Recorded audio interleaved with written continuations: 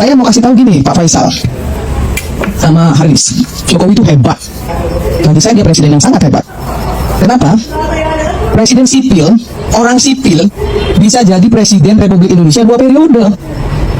Itu luar biasa, belum ada di Indonesia. Selama ini yang kuat itu kan selalu TNI. Presiden yang kuat ya, dari mulai Soeharto, SBY, itu TNI. Nggak ada gejolak. Wajar TNI belakangnya. Bung Karno lebih lama. Kalau Jokowi ini sipil loh. Kalau Bung Karno itu pengecualian. Dan ini menurut saya salah satu wajah Jokowi yang sejak awal saya kenali. Dia ternyata hendak membonsaikan warga negara menjadi relawan saja. Nah, saya mau bilang gini, ini sebenarnya hebatnya Jokowi adalah hebatnya PDIP. 2 periode harus diakui. Sipil mampu menguasai negara ini 2 periode itu luar biasa. Terus kalau tadi Haris bilang soal demokrasi di era Jokowi, kalau menurut saya demokrasi di era Jokowi itu malah kebablasan. Kenapa saya bilang kebablasan? Rocky Gerung bisa mengatain bajingan tolol sama presiden, kemudian Faisal Asegaf bisa ngomongin presiden macam-macam, Ferry Amsari bisa bikin dirty provokator, kemudian kalau dipidana zaman Soeharto lebih parah lagi, zaman SBY teman saya Ferry Juliantono juga di penjara. Jadi nggak usah terlalu cengeng juga lah jadi aktivis. Ya, saya ini pernah juga loh ya, saya pernah dipecat bahkan dari posisi saya di Pelindo, pernah dipecat saya karena saya demo. Banyak presiden kita juga nggak semuanya sempurna. Emang Megawati sempurna? Enggak. SBY sempurna? Enggak. Soekarno sempurna? Enggak juga. Soeharto apalagi? Nggak ada yang sempurna. Ya, yang sempurna itu Nabi Rasulullah ya, nggak sempurna. Itu manusia pilihan loh. Karena apa? Karena dia manusia. Nah, kesempurnaan itu hanya milik Allah. Nah, jadi kita sebagai bangsa ini, saya nggak pernah mau berpihak kepada siapapun, saya berpihak kepada Indonesia. Assalamualaikum warahmatullahi wabarakatuh. Berjumpa kembali dalam Keep Talking, kami bicara. Kali ini saya ingin bicara tentang sesuatu yang keluar dari tema pemilu, tetapi sesungguhnya berkait erat dengan proses dan hasil pemilu 2024. Saya ingin berbicara tentang Jokowi, tetapi bukan hanya berhenti soal Jokowi, melainkan juga paham yang diwariskan Jokowi. Sebut saja Jokowisme. Inilah yang ingin saya bicarakan. Saya ingin mulai saudara-saudara dengan menggambarkan 7 wajah Jokowi. Inilah wajah yang sebetulnya diam-diam, terang-terangan kita sadari atau tidak kita sadari, kita saksikan, dan mungkin diam-diam kita kenali sepanjang kepemimpinan Presiden Joko Widodo. Kita mulai dari wajah yang pertama. Jokowi adalah orang yang tidak pernah berhenti menjadi wali kota. Menjadi wali kota adalah menyatukan antara membuat kebijakan dengan mengeksekusi kebijakan itu dalam skala yang terbatas. Menjadi wali kota bisa langsung berhadapan dengan warga dan kemudian melakukan sesuatu yang sangat konkret kepada warga. Untuk skala wali kota, tentu saja memang itu yang diharapkan dan itu yang bisa dilakukan. Tetapi kepala negara tetap berlaku seperti wali kota. Nah, disitulah kemudian persoalannya. Sekadar contoh. Malam hari, Jokowi bertandang ke rumah-rumah warga di Bogor sambil membagikan sembako. Di pinggir jalanan, ia membagikan amplop untuk tukang beca atau membagikan amplop untuk warga yang berkerumun di pinggir jalan. Dalam perjalanan, Jokowi biasa melempar-lemparkan kaos kepada warga yang berdiri di pinggiran jalan. Bahkan dalam satu kunjungan ke salah satu provinsi di timur Indonesia, ketika berjalan, tentu saja dengan kendaraan maksud saya, Jokowi melihat seorang ibu tua yang miskin dan kemudian ia turun, menghampiri dan membelikan sapi, katanya untuk memperbaiki kesejahteraan. Ini adalah contoh bagaimana seorang kepala negara berlaku sebagai wali kota. Sesungguhnya ditilik dari sisi keadilan dan pemerataan, tentu saja kebijakan yang semacam itu memang tidak mungkin dilakukan oleh seorang kepala negara di sebuah negara sebesar Indonesia. Mereka yang mendapatkan kaos, yang mendapatkan amplop, yang mendapatkan sembako, persentasenya amat sangat kecil daripada orang-orang yang membutuhkan. Menjadi wali kota punya warga yang terbatas, menjadi kepala negara, warga negaranya sungguh banyak. Jadi ini tidak mungkin diterapkan oleh siapapun yang ingin jadi presiden Indonesia sesungguhnya. Wajah yang kedua adalah tidak pernah berhenti berkampanye. Itu wajah Jokowi yang lain. Seorang mantan gubernur New York, Mario Cuomo, terkenal dengan kutipannya, berkampanye adalah menulis puisi, memerintah adalah menyusun prosa. Artinya, selama kampanye, kita bisa mengatakan apapun yang kita janjikan. Tetapi saat sudah memerintah, maka segala sesuatunya tidak lagi hanya sekedar perlu dukungan rakyat banyak atau populisme, tetapi juga perlu dihitung secara teknokratis. Berkampanye itu aspek teknokrasinya kerap kali tertinggal-tinggal. Tetapi pemerintah itu harus menyatukan orientasi populisme seseorang dengan orientasi teknokratis. Kebijakan-kebijakan yang tidak menggabungkan unsur populisme dan teknokratisme akan menjadi kebijakan yang tidak punya grand design, yang tidak punya cetak biru, yang akhirnya kemudian seperti terlihat bagus di atas permukaan, tetapi sesungguhnya menjadi bom waktu. Misalnya saja, proyek infrastruktur yang memang hebat menjadi program Presiden Jokowi, tetapi kita tahu bahwa ada dua persoalan yang sangat serius di situ. Ketergantungan kita pada hutang dan segala konsekuensinya, dan yang kedua, belum terukur untuk secara serta-merta bisa meningkatkan kesejahteraan rakyat, termasuk dengan misalnya mengatasi masalah konektivitas di Indonesia yang masih jadi persoalan serius. Itulah yang terjadi jika seseorang berkampanye sementara ia harusnya mulai memerintah. Wajah yang ketiga sekarang, Jokowi adalah master of personalization. Dia adalah jagoan personalisasi. Segala sesuatu dibikin personal. Ya tadi itu, menyerahkan bantuan untuk membeli sapi buat seorang ibu, membagikan uang untuk tukang beca dan orang-orang di pinggir jalan, melempar-lempar kaos, termasuk salah satunya adalah membagikan sembako di depan istana. Sembako itu adalah bagian dari bantuan sosial, dan bantuan sosial ada tata caranya, ada mekanismenya, ada prosedurnya, dan di dalamnya ada rakyat yang memang terdaftar sebagai mereka yang berhak mendapatkan bantuan sosial itu. Bagaimana mungkin orang yang ada di daftar itu yang kemudian datang ke depan istana dan mendapatkan bantuan sosial, sementara dananya diambil dari dana bantuan sosial? Artinya, itu menjadi bantuan pribadi. Itulah sebabnya menurut salah satu sumber, penerima bantuan sosial menjelang selama dan barangkali sesudah pemilu 2024, jumlahnya jauh lebih besar dari angka yang sebetulnya terdaftar di Kementerian Sosial. Itu buah dari personalisasi.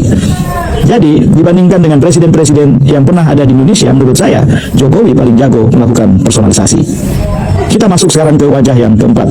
Jokowi membonsaikan warga negara menjadi relawan. Saudara-saudara, izinkan saya bercerita tentang pengalaman pribadi. Jokowi baru terpilih sebagai Presiden Republik Indonesia pada tahun 2014 pada waktu itu. Saya sendiri menjadi bagian di dalamnya, karena saya dan Polmark Indonesia menjadi konsultan politik marketing untuk Jokowi JK. Sebelum dilantik, jauh sebelum dilantik, Jokowi melakukan tasyakuran. Sekaligus tadinya saya pikir pembubaran relawan-relawan di satu hotel di Jakarta Selatan. Tetapi saya mendengar pidato Jokowi pada saat itu, saya sudah sedikit terperangah. Jokowi justru meminta agar semua relawan tidak bubar, dan apapun serangan yang nanti akan diterimanya sebagai kepala negara atau presiden, maka relawan tidak boleh diam. Pada saat itu, ingatan saya langsung melayang ke dua orang, Thaksin Shinawatra dan Joseph Estrada. Ketika Thaksin terpilih menjadi Perdana Menteri di Thailand, ia tidak membubarkan relawannya. Ketika Thaksin dijatuhkan, hampir saja terjadi perang horizontal, konflik yang setara di antara beragam kelompok warga negara Thailand. Itulah akibatnya ketika seorang yang memimpin pemerintahan tidak membubarkan relawannya saat ia berkampanye dan mempertahankannya. Maka yang terjadi kemudian adalah bukan menyatukan, tetapi memecah belah. Joseph Estrada setali tiga uang. Ketika ia dijatuhkan karena kasus korupsi di Filipina, Presiden memerintahkan agar relawan-relawannya, terutama orang-orang miskin di kota Manila, mengepung dan menjaga dia di istana Malacañang. Untung kemudian kekuatan tidak seimbang, sehingga tidak terjadi bentrokan sipil atau konflik horizontal. Saya membayangkan itu ketika mendengar pidato Jokowi, dan ini menurut saya salah satu wajah Jokowi yang sejak awal saya kenali. Ia ternyata hendak membonsaikan warga negara menjadi relawan saja, sehingga kepala negara kemudian terbonsaikan, bukan lagi kepala negara yang semestinya beyond partisan, tetapi menjadi ketua Dewan Pembina Relawan seluruh Indonesia. Ini wajah yang menurut saya juga tidak boleh dilanjutkan oleh presiden manapun sesudah ini. Saudara, kita lanjut ke wajah yang kelima. Wajah yang kelima adalah Jokowi adalah pendebat yang sangat hebat, tetapi dengan dirinya sendiri. Sangat sering kita mendengar pernyataan Jokowi dari satu waktu ke waktu yang lain berbeda, bahkan bertentangan. Jokowi adalah orang yang pandai berbalas pantun, tetapi bukan dengan orang lain, melainkan dengan dirinya. Orang lain mengatakan itu kebohongan. Ya barangkali saya punya cara untuk merumuskannya dengan cara seperti ini. Menurut hemat saya, itulah yang terjadi ketika dengan tegas Jokowi mengatakan bahwa sekalian, selamat datang kembali di Info Merah Putih. Hari ini kita membahas sebuah peristiwa yang sangat menyayat hati sekaligus memicu kemarahan banyak orang. Sebuah adegan yang menyoroti pertentangan antara pembelaan terhadap tokoh tertentu dengan kenyataan penderitaan rakyat di lapisan bawah. Video ini menyoroti insiden di mana seorang wanita disebut tidak tahu malu dan kemudian ditampar oleh sosok bernama Saifullah dengan latar belakang perdebatan tajam. Wanita tersebut diduga keras membela toko yang disingkat JKW, sementara di sisi lain banyak warga yang justru merasakan beban berat kehidupan sehari-hari. Peringatan penting, saya tegaskan di awal, kekerasan fisik termasuk menampar orang lain tidak pernah merupakan solusi yang benar dan melanggar hukum. Namun video ini mengangkat isu yang patut kita beda secara objektif tanpa menelan mentah-mentah narasi di permukaan. Berdasarkan judul dan narasi yang disampaikan dalam video, sosok ini digambarkan sebagai warga yang mungkin sudah lama menahan kesalahan atas kondisi yang dialaminya. Ia marah karena melihat ada atau pembela toko tertentu, padahal sekelilingnya harga kebutuhan pokok naik, biaya hidup mahal, dan kesulitan ekonomi belum teratasi. Wanita dalam video itu dikatakan berargumen bahwa kebijakan atau langkah yang diambil pihak yang dibelanya sudah tepat. Sebaliknya, Saifullah menegaskan, kamu bicara begitu karena tidak merasakan sendiri apa yang dirasakan rakyat kecil yang harus memilih antara makan atau bayar tagihan, yang susah kirim anak sekolah, yang berjuang tiap hari cuma buat tertahan hidup. Terjadi perdebatan yang makin memanas hingga akhirnya Saifullah melayangkan tamparan kepada wanita tersebut.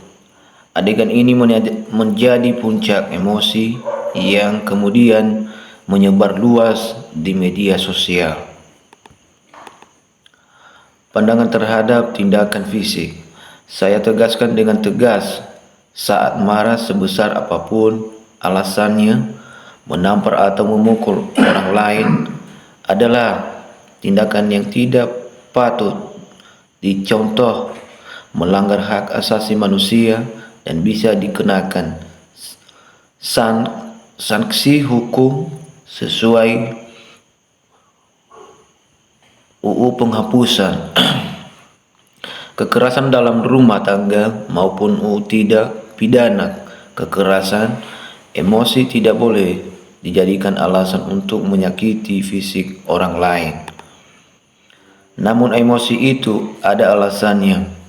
Perlu kita akui pula, kemarahan yang meledak seperti ini seringkali menjadi gejala dari ketidakpuasan yang sudah lama terpendam, sulitnya menyampaikan aspirasi secara didengar, serta kesenjangan antara narasi di atas kertas dengan kenyataan di lapangan.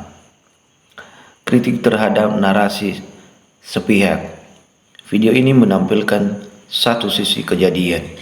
Kita belum tahu persis apa yang dibicarakan wanita tersebut secara lengkap, apa latar belakang perdebatan, di mana kejadiannya, dan apakah ada pemicu lain sebelum adegan tamparan itu terjadi. Kita seharus berhati-hati agar tidak langsung menghakimi hanya dari potongan adegan yang ditampilkan. Poin yang ini disampaikan video ini sebenarnya lebih luas dari sekadar pertengkaran dua orang.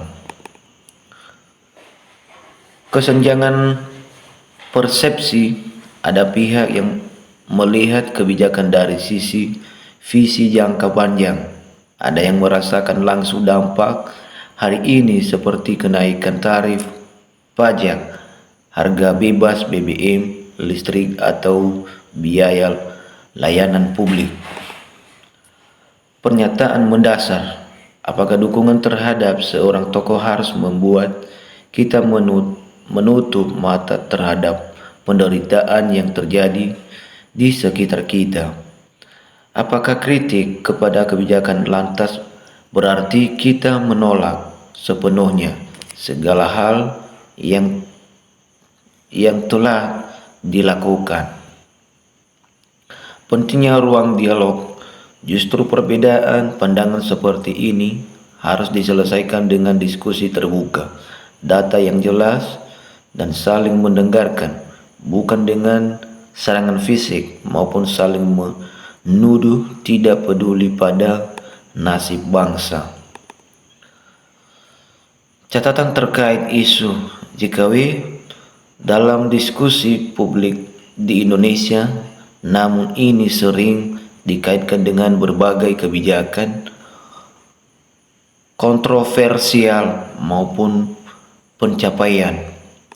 Video ini seolah ingin menegaskan dukungan buta tanpa melihat realitas rakyat adalah hal yang tidak tahu malu, namun hal ini perlu kita verifikasi dengan fakta yang lengkap, tidak hanya berdasarkan satu kejadian saja.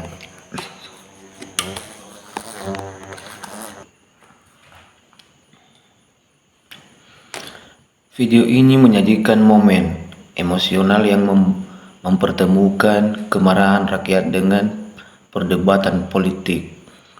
Kekerasan yang dilakukan tidak bisa dibenarkan, namun isu penderitaan rakyat yang disampaikan juga tidak boleh diabaikan.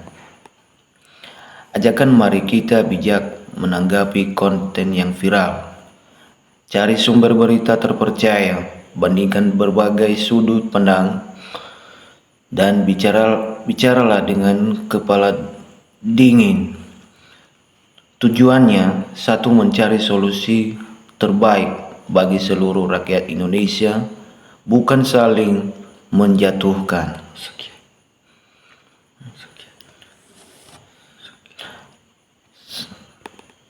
Sekian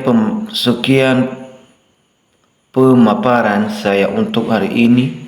Jika ada perkembangan resmi dari pihak berwenang atau fakta baru yang terungkap, saya akan bahas kembali di pembahasan berikutnya.